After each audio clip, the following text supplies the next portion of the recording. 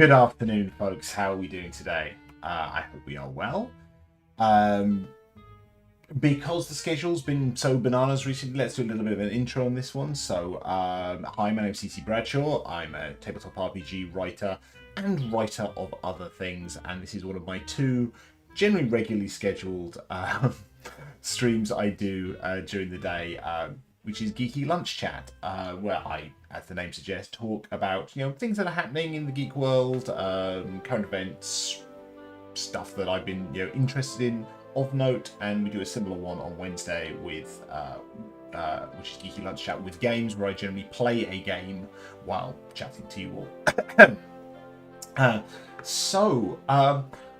I do a bit of planning before each of these, just because there is nothing worse than streams where someone is just clearly just doing absolutely everything off the cuff. I mean, I don't script everything, but I do write some notes. And the first part of this is completely unplanned, because literally as I went live, I've got my 10-minute countdown, and I thought, well, I'll quickly go grab a glass of squash so I can have something to hand in case my throat goes dry. And the doorbell went, and something pretty cool arrived. So what just arrived through my door, and sorry, you can't get a copy of it yet, is this. So this is a silly ring light. This is a sort of pre-release copy of An Adventurer's Guide to Love, Life and Villainy, a romantasy short story anthology from Treat Your Geek. And the reason I've been sent this particular little book of awesomeness is because I'm one of the people who wrote a story for this. So I've talked about this on stream before. The wonderful Mashashi of Treat Your Geek reached out to me, oh good grief, I can't remember how long ago it was now. Time flies, time is a weird soup. Reached out to me a while back because they were putting together a romantasy short story collection, and we're looking for other people to write short stories. Now, I have written some short stories. I had never written anything in this particular genre. I mean, I've written some kind of fantasy short stories before, and I've got a heck of a lot of them that are unfinished. But I've never done anything that was specifically romantasy, so romance fantasy. And I slightly foolishly said yes, just straight off the bat. I said, yeah, cool. I either have something or I'd be happy to write something. I realized I did not have anything that I'd written already. So I saw that as a challenge to myself of, well, okay, I'm going to need to write something. And a couple of days later, actually just literally stepping out of the shower, I had an idea. I had an idea for a story. And specifically, I had an idea for literally the last line of the story. As so many of the things I write are, certainly in the fiction world, that I have a notion of the button for the scene. I have a notion for how it ends, and then I've got to do the hard work of getting to that point. And I wrote it over the space of about a week, something like that, in the evenings. So my short story in this is called Vows. It is the second one in the book. And I am going to read it to you, not today, sorry, that was a bit of a tease. I am going to read it to you on stream, probably in one of these, or in one of the evenings, I'm not sure, closer to the release date, because, yeah, all good things to those who wait. But I will chuck the link in the chat. So in the chat, if you would like to paste, is the Amazon pre-order link for the digital copy. Apparently because of ridiculous things, it's related to the fact that TYG isn't officially, but will soon be, a limited company. They can't put up pre-orders for the physical copy yet, but it will happen. And I believe everything is going to get actually released on the same day. So while you can only pre-order the digital copy, ooh, did the link not work? Let me just check. Oh, link worked. It just added some random brackets to the front of it. That's fun.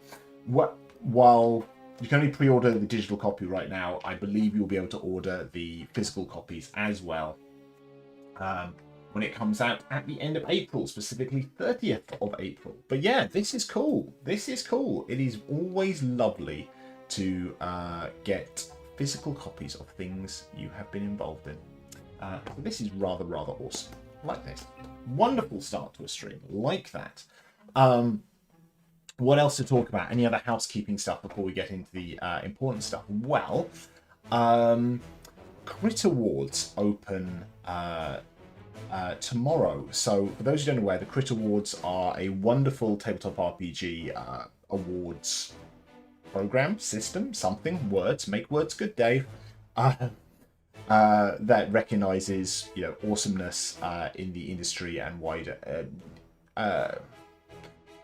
in the industry, but the widest term of the industry. I think one of the nice things about the Crit Awards is it's very good for recognizing indie creators rather than just the big names. So how Crit Awards work is they're opening up tomorrow for the first round of voting, and that voting is more actually along the lines of nominations. So you can nominate basically anything. They then go through a process where they disqualify anything that clearly does not meet the criteria, and then they narrow it down to a short list that the public can then vote upon. Now, rather awesomely, last year I was nominated for a Crit Award. I was nominated for the Tabletop RPG directory, where indie creators can basically put their profiles on there and offer what skills and services they are providing, so people can find the missing pieces of that dream project. So if they were, say, looking for a sensitivity consultant with a specialism in, say, historical Japan, but maybe as a person of color or LGBT plus, you can very easily filter down to find the perfect person that you might want to approach for a particular project. So I didn't win it last year. I didn't expect to. Honestly, I didn't expect to be shortlisted for it, but that was rather awesome that I was. This year, my big push, so if you could nominate me, that would be wonderful.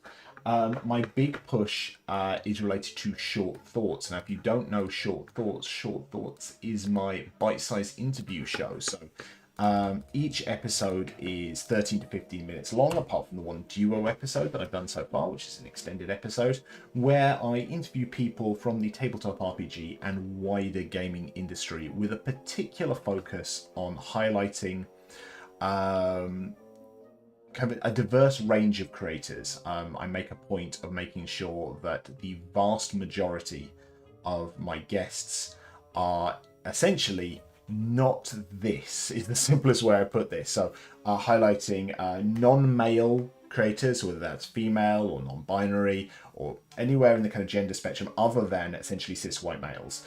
And on that note, creators of color, LGBTQ plus creators, really essentially I just want to highlight the awesome work of creators in the industry that don't look like this, because far too much of tabletop RPG interview shows and wider gaming shows are essentially people who look like me interviewing other people that look like me, which I'm sure we do have some interesting things to say, but this is not the entire spectrum of the industry, and there are some people working bloody hard.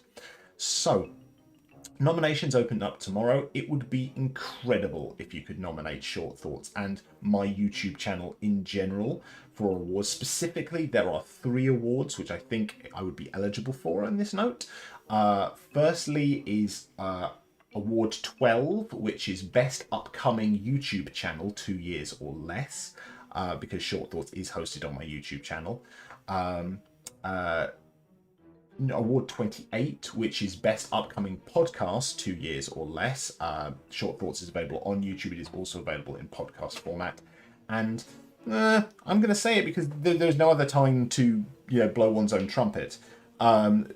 You could also nominate me for 30, which is Best Podcast Host. So if you'd like to nominate me for those things, that would be wonderful. I will be putting up posts on socials tomorrow about this. Because it would be brilliant. I'm very proud of the work I've done so far on Short Thoughts. We've done 2 seasons of it. Ideas are already afoot for season 3. But I think it is a little bit different. I designed it to be something that would be fun, that, as I said, would be bite-sized and kind of falls into a kind of corner of the market which I don't think has really been approached, because there are a lot of interview shows that kind of tread the same sort of ground, and they're generally quite long form. So I decided to do something that was a little bit different with quirky questions. We go into serious topics and silly topics. And again, it's designed to be bite-sized rather, so something you can just consume on the go. You know, I've got a short break in the day, or I'm commuting, or I'm walking to the shop or something, rather than something you've got to sit down and listen to over an extended period of time. So if you could nominate short thoughts, that would be wonderful. Thank you. Swig of drink before we go on to the next bit. So, what else? Quick one. Convention stuff. So there's 2 conventions coming up, which may be of interest. Firstly, Dragon Meat Call to Adventure, which is a sort of a spin-off of the main Dragon Meat convention. It's taking place on April 26th. That's only just been officially announced. This is still all a little bit up in the air. I will be there regardless. It is entirely probable I will be doing some sort of panel there. Details to be confirmed, but it's quite likely that I will be doing some sort of panel or talk related to tabletop RPGs for all ages. I said details to be confirmed, but we're putting something together, which should be fun. But yes, April 26th, Dragon Meat Call to Adventure, and that is that's in London. I want to say northwest London off the top of my head. Secondly, not something that I am appearing at as a guest of any kind. Yeah, because I'm not that well known. But I am going to MCM London in May. I wasn't originally intending to go to it. I've spoken about this before. I have mixed feelings on MCM. MCM is a lot in terms of kind of sensory overload, and it is the most commercial of the conventions that I tend to go to.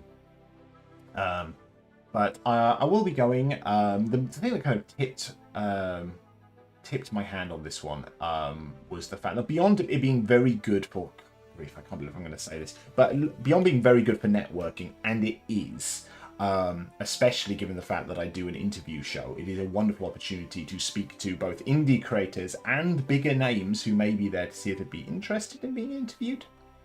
It's very good for that, but also I'm very pleased to see that Natural Six are returning to MCM.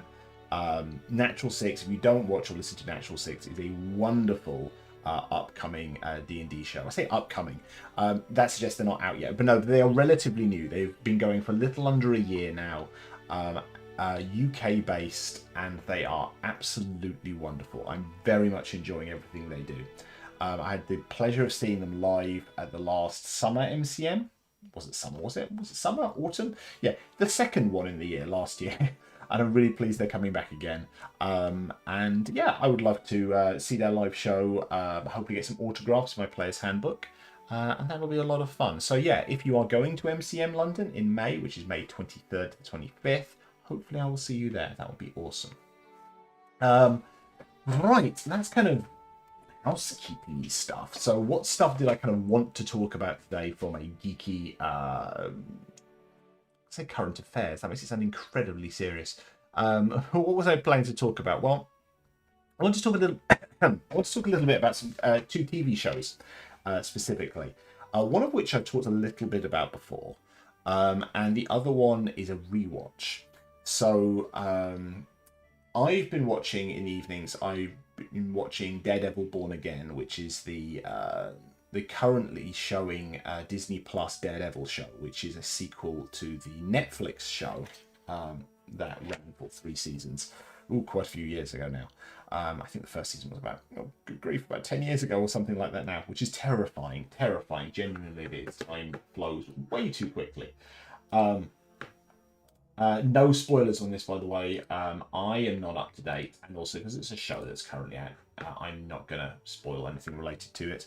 But I'm very, very much enjoying Daredevil: Born Again. I think it's nice to see a return to that tone of show.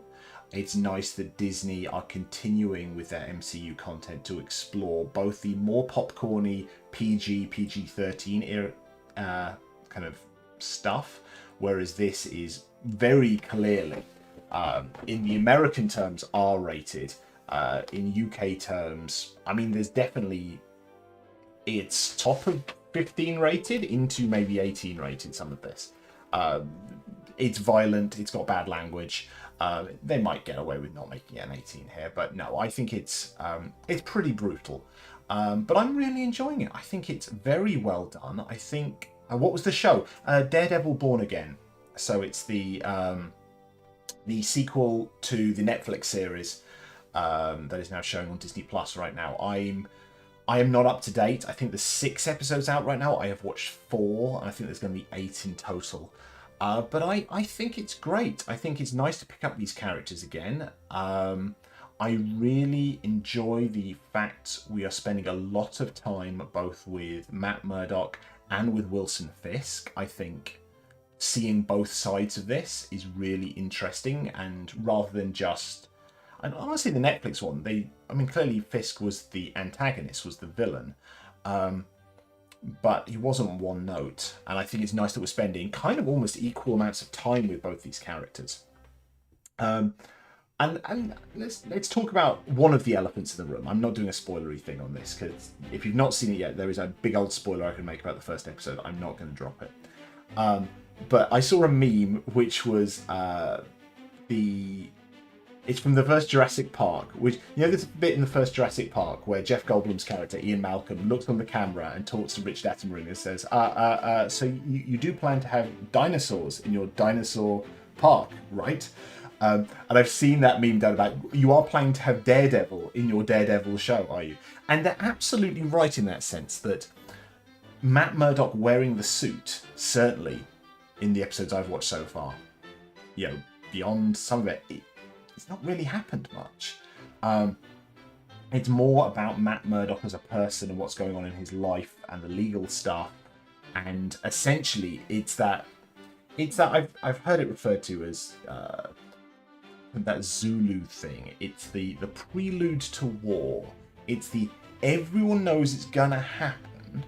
You know, Matt Murdock has not been Daredevil.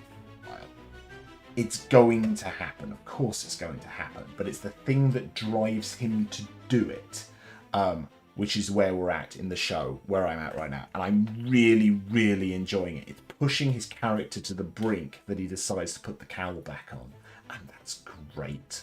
But I also love the fact that we're getting to do legal show stuff. I mean, I would very happily watch a full-on MCU legal show. You know, we're seeing bits of it. You know, we saw bits of it in She-Hulk, and you know, I think I'm talking to the correct audience here. She-Hulk was freaking great. It was clearly wackier than this show is. This show is way more serious, but I loved She-Hulk as a show. I thought it was brilliant. And I would happily watch a full-on MCU legal show with very little superhero shenanigans, but it was the consequences of superhero shenanigans that we're seeing in a legal show. I would love that. That'd be brilliant. So we are getting bits of that, which is good fun. But no, check it out, Daredevil Born Again. If you have not seen the Netflix show, I think you will still enjoy it. I think you will enjoy it more if you have seen the Netflix show. And yeah, She-Hulk was great. I'm glad you enjoy Moondust Cats. The other one I want to talk about is my wife and I have been rewatching House for the first time in quite a while. Now, if you just didn't watch it or are too young to know of it, and don't age me, please. House, otherwise known as House MD, as it was advertised in some places, is a medical drama that was out. Oh, I don't want to look at it. I don't want to look when it was out. When did House come out? House came out in 2004. So that show is 21 years old.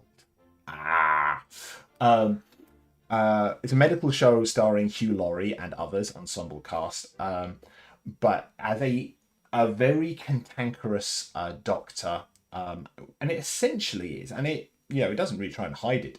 It is a reworking of Sherlock Holmes, essentially. So House is a cantankerous doctor who is a Sherlock Holmes type character in that he has a very analytical mind and solves problems, but he also is not great socially. He has a drug addiction. He is a musician. He's supported by a team of people, including his best friend, in this case, Dr. Wilson, as opposed to Dr. Watson. And obviously, House is a play on Holmes. It's kind of lovely. But yeah, it's a great show. It really is. The performances are absolutely top notch. each episode is kind of a medical mystery. They kind of pitched it as, it's like a Sherlock Holmes whodunit, but the diseases are the villains. So it's all about him and his team trying to diagnose whatever obscure condition it is that they've got. And it's wonderful. It's a really, really good show. And one of the odd things about rewatching it is I remember quite a lot of it, especially the earlier seasons. Like the early seasons, I'd say seasons 1 to 3, I've probably seen quite a few times, maybe like 3 or 4 times. The later seasons, I've maybe only seen once or twice. So the early seasons, especially season 1, there's a lot of memories about what the conditions are, which means that, and it's never lupus, except the one time that it was, so you're watching the episodes and then you go, I know what this is. I know what this is. You have that house moment where everything clicks and some hidden part of your brain, some memory resurfaces where you go, I know what it is. It's Cushing's disease. Or I know what it is. It's chimerism, that actually they had a fetal twin, oh, it's this. Oh, it's paraneoplastic syndrome from lung cancer. And it's like, I do not have a medical background, but the fact that in that moment, I get to pretend that I am an incredibly knowledgeable medical professional who knows all these really obscure diseases. It's quite nice for that moment of like, I know nothing, but I'm going, oh, they're focusing on his fingers. It's clubbing. That's clubbing as a result of lung cancer. I've got it. I know what it is, and it's completely, it's stolen valor. It really is. But it is very, very enjoyable, Rewatching House. It's a great show. On your note, Moon Does Catch, the later scenes didn't grab my attention. No, it goes on a bit of a journey of that one. I think it is worth watching through to the end. Obviously, the status quo gets jumbled up quite a lot in the last few seasons, and the last episode, I think it's quite a good ending to the show. I won't spoil it if you don't know what it is, but I think it is worth a watch. I very much enjoyed it. But it did make me think, it's an idea I've been batting around for a while, that I would quite like to do probably like a one-page TTRPG, very rules light, with a sort of party game element that plays into the House or CSI style show. And essentially it would encourage you, so you are all professionals in that field, probably mostly all in one field, but you'd have other people as well. Like if you're doing it CSI, you'd all either be cops or forensic experts, but maybe one of you plays the coroner or something like that, so somebody gets to bring in like a medical edge to it or something like that. And if you were doing like a house style one, maybe one of you's the lawyer or something that brings in another element. Or you could do it as a legal show. I mean, you could do like a suit style thing or Law and Order or something like that, where again, you'd bring in these outside people as well. And the party game element of it, I think, and I want to figure out how many rules I want to attach to this to make this really fun. Essentially, it's that you are solving a mystery and you are being encouraged in a slightly foolish improv manner to bullshit your way through the medical or legal or criminal explanations for what this is. So essentially, someone would be pitching like the in the house world, it's the differential diagnosis. You're putting stuff up on the whiteboard or what the symptoms are, and you'd have random symptoms coming out, and then everyone gets to take a swing at it. And at certain stages, you pass the ball on to someone else who then gets to have a crack at it. And you'd maybe get to blackball some stuff along the way, like you get to torpedo certain symptoms, or if it's a criminal one, torpedo certain pieces of evidence. Says, that's a red herring, because that was actually not caused by the primary disease. That was caused by this random thing that happened when they came in. That secondary symptom only came when they came into the hospital, but that's because their wife kept giving them their headache tablets rather than it being the main disease or something like that. I think you could have a lot of fun with it. There would have be elements of a give and take, that you get to torpedo certain things, not torpedo other people's ideas, I think, but torpedo certain emergent symptoms or pieces of evidence or something like that. You would get to yes and an awful lot to play off of stuff. You get to introduce more evidence, more symptoms, whatever it is. But I think fundamentally, you get to techno-babble your way through this. And I think Star Trek is a big influence in that sense of techno-babble. That you do not have to have, in fact, I would encourage you not to have any expertise in the field of your game, because I want people to be making up ridiculous stuff. If you're doing a legal show, I want you to be making up cases where you go, no, no, no, because of Goldberg versus, you know, Steinbeck or something, there's a precedent that says that blah, blah, blah, blah, blah. You know, if it's a medical one, it's like, no, no, no, no, but that symptom doesn't emerge in this case unless it's also combined with that, you know. If you're doing a criminal one, you similarly, you want to be just making up ridiculous reasons why someone could be doing this, or forensic evidence. I'm introducing some forensic evidence here. We've analysed the shell casings that could only have been fired by a gun of less than a 9mm this. I think you could have a huge amount of fun doing something which is essentially bullshitting your way through solving some sort of mystery. The idea is floating around. I just need to, at some point, boil it down to some key concepts and mechanics that you could use. Again, I don't want this to be dice. I think maybe we could have some cards or something in it for pulling out new symptoms and stuff like that. But I really want it to be more of that party game element of taking ideas, running with it. You know, maybe there's almost an element of that you see in improv shows of when you get to take the ball off of someone else. You know, so everyone gets to run with it for a little while, and then they can either voluntarily pass the ball on to someone, or someone has something they can do that lets you chime in and take control of the narrative for a bit. I think that could be an awful lot of fun. So I need to at some point sit down and figure out exactly how that's going to work. But I think there's something in that would be very, very enjoyable.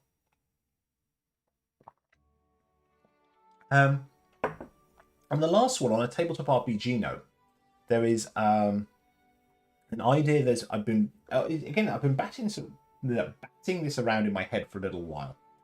But it was triggered by two things that make me want to explore this one a little more. But essentially, I'll talk a little bit about my home game, for lack of a better term, on this one. So I do regularly play a D&D game. I play it every fortnight. And it's actually with a group of education professionals, either people who are still teachers or ex-teachers who are now education consultants. So we all move in similar circles. It's a wonderful group of people, and the ongoing camp that we are playing right now is actually set in Arthurian Wales, and it's an awful lot of fun. The quality of the Welsh accents at the table varies a lot, but it's very, very enjoyable. Also, I'll say, hey, Treat Your Geek, possibly MASH, probably MASH. We talked a little bit at the start of this about this awesome book. Yeah, links have been chucked into the chat. April 30th, but you can pre-order the digital version before that. And we are going to read my story on stream in a few weeks' time, but not yet.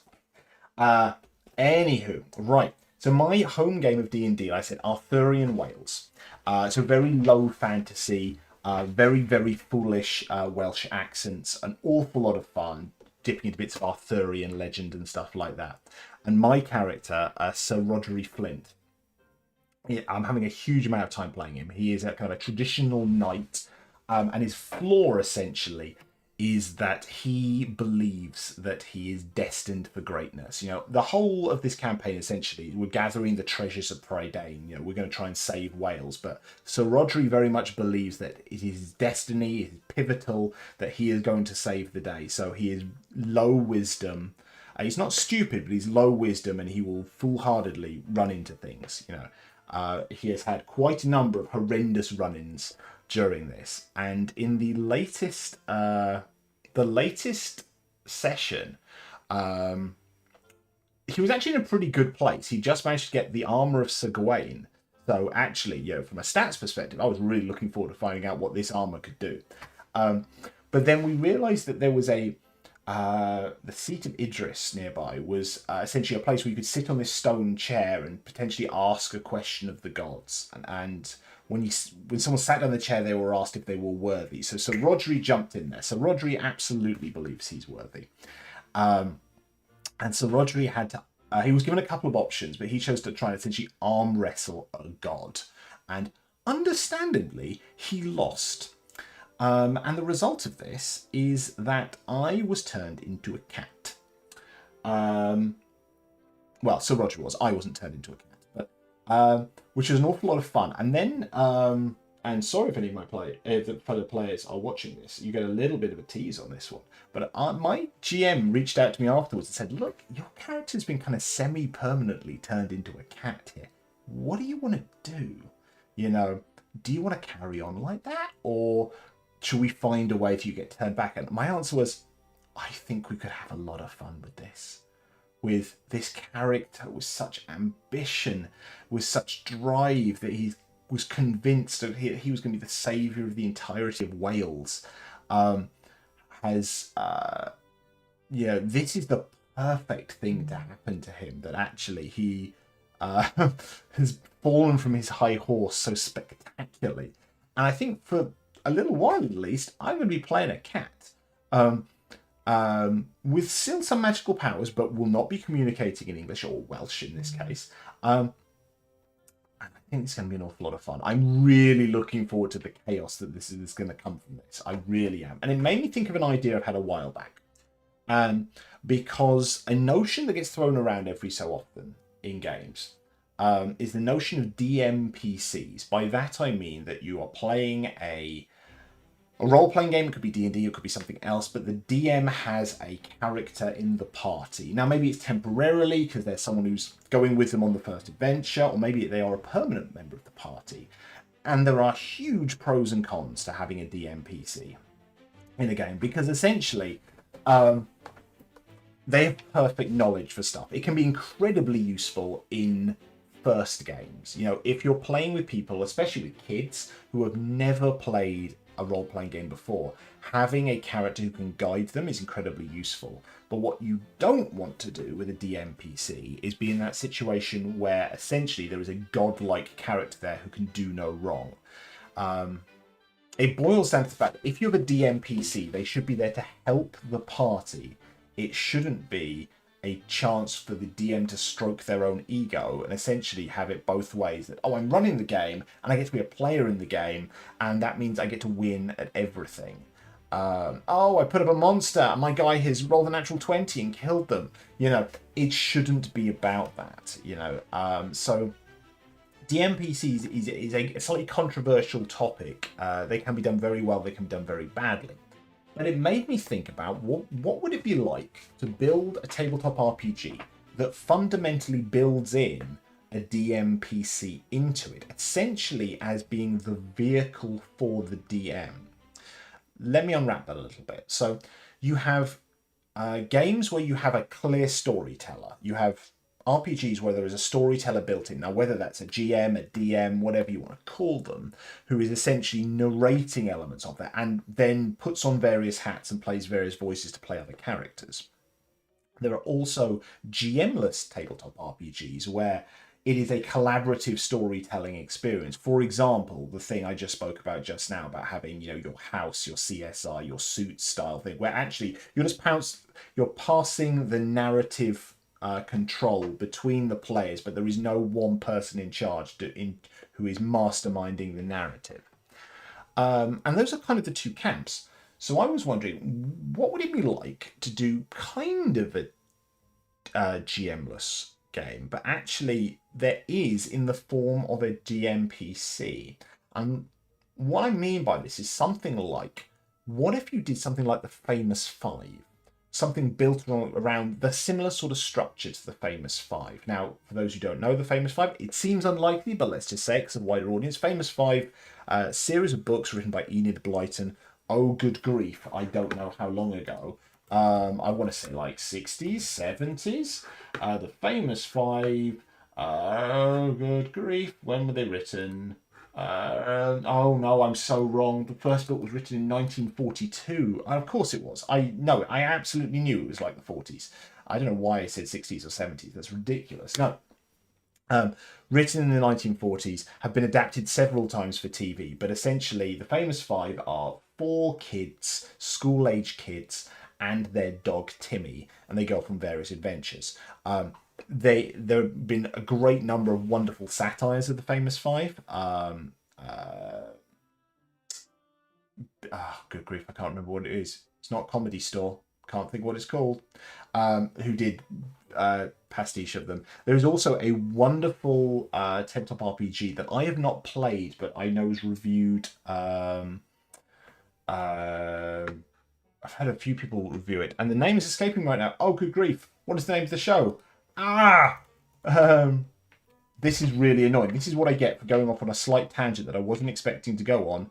I've just forgotten the name of one of my friends' own podcast, which is shockingly bad. So if you're listening to this, George and Elsa, I've just forgotten the name of your own show, and I'm really, really embarrassed because I'm on camera, still talking, and I can't remember it.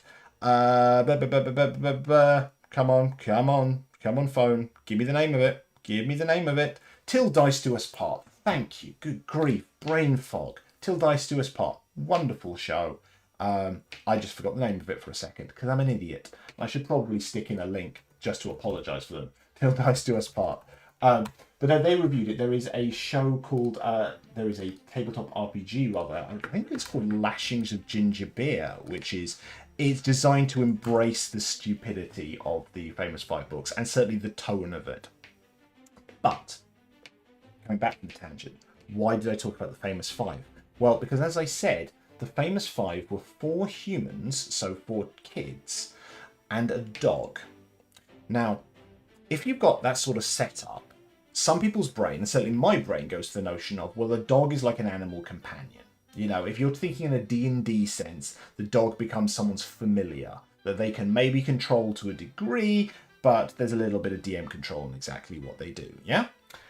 But what if you create a game around that famous five sort of notion? You know, maybe it's kids. I think it works best with kids, I want to say, or certainly younger characters going off on an adventure. But the dog, or dog equivalent, is the DMPC.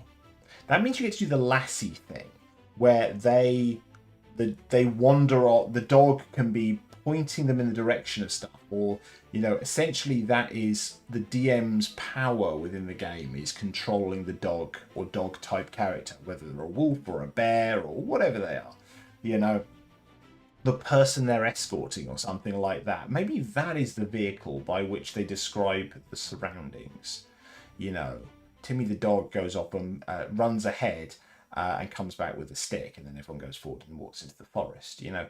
I don't know quite what that would look like, but I like it. I've got a note written down about that I should explore this a bit more, and I think we could have some fun with a notion of a DMPC through an animal, you know, as their way of exploring the world, especially if it was environmental.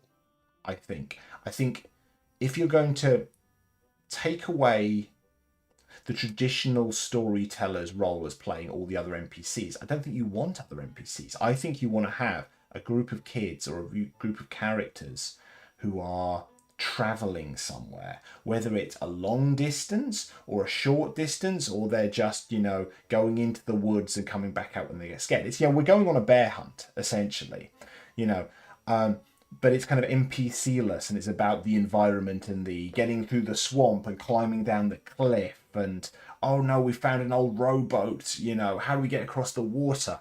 It's environmental things, I think, would be the obstacles, but I think there's something there. I'm not, again, it's enough of a seed that's planted in my head that I want to explore it more, but it's not quite there yet. But I think there could be something very fun with that. Anyway, I, alas, need to go back to work in a minute, so I should probably wrap this up. Last bits and pieces. Well, first of all, thank you so much for joining. I really do appreciate it. And I'm glad after having such, the last couple of months, my schedule has been all over the show. So I really do appreciate just looking right now. I can see I've got a few people on YouTube. I've got a few people on Twitch. And thank you so much. You are just wonderful for coming and supporting me. I really do appreciate it. Next stream should be Wednesday. I can't see a reason why it won't be Wednesday for lunch chat with games. I haven't decided what we're doing with that. We might continue terraforming Mars, or I might play that off stream, because actually what did come in last week is the full version of Spilled. Now, if you'll recall, we actually played the demo of Spilled a while back. Spilled is a lovely little indie game where you play a boat going around clearing up the environment. It is just lovely. I'm going to stick a link to it in the chat, to it on Steam. But I backed it on Kickstarter. The full version is now out, so I think we might play that. It's just incredibly chill. It's just lovely. Certainly the demo was. I can only imagine that the full version is going to be even more gorgeous. So I think we might play that on Wednesday. I think that could be an awful lot of fun.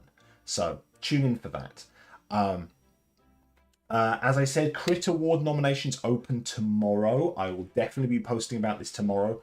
But if you could consider nominating me, specifically my Short Thoughts show, which is on YouTube, for Best Upcoming YouTube Channel, Best Upcoming Podcast, and maybe, if you're feeling a little generous, Best Podcast Host, that would be wonderful. But like I said, I'll put up details about that tomorrow and links you can follow. But when it comes up, if you see it on your feed, please consider nominating me. That would be wonderful. And if you've not watched a load of Short Thoughts, please do so, because I'm currently on the road to YouTube Partner. And I just need to up my watch hours. Not specifically my watch hours. I'm watching enough YouTube, I think. But so I need to get up to 3 hours. 3,000 hours. For the first level of monetization, up into 4,000 hours watched of my content by people that aren't me over the last 365 days. So please have my streams on in the background, re-listen to all of Short Thoughts, listen to my read of Treasure Island, recommend my stuff to other people. It really, really helped me, because I'm really proud of the work I've done with Short Thoughts. It would be lovely to actually get a bit of monetization out of it, because that pays for subscriptions and stuff that I use to create it. So that would be wonderful. Last bits and pieces, if you have enjoyed this, please, if you haven't done so already, please follow me both on Twitch and YouTube. I'm at DC Bradshaw at both of them. If you'd like to follow me on social media, the best place you can find me is on Blue Sky. I'm at dcbradshaw.com. I'm also on Threads at DC Bradshaw. I also have a Ko-Fi. It's there. You can support me for just £3 a month. Again, it helps pay for subscriptions I use to create stuff, so that any profits I do make, I actually get to keep as profit, or in reality, I actually just invest into making more stuff. But still, it would be nice if the subscriptions got paid, so I could actually think about money I'm getting being, actual money. That would be great. And if you did ever want to chuck me your Twitch Prime subscription, I wouldn't say no to that. But please, that's not a big thing for me.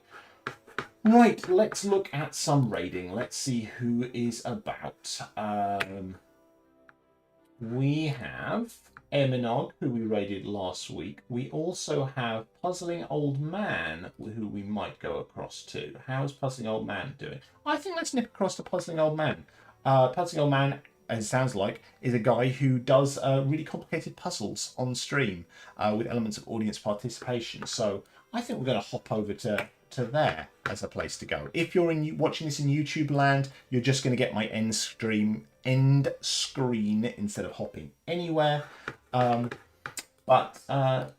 you so much for joining me. Right, I will hopefully see you on Wednesday, where I think I've talked myself into it. I think we're going to be playing Spilled. All right, I will see you then. Take care. Bye.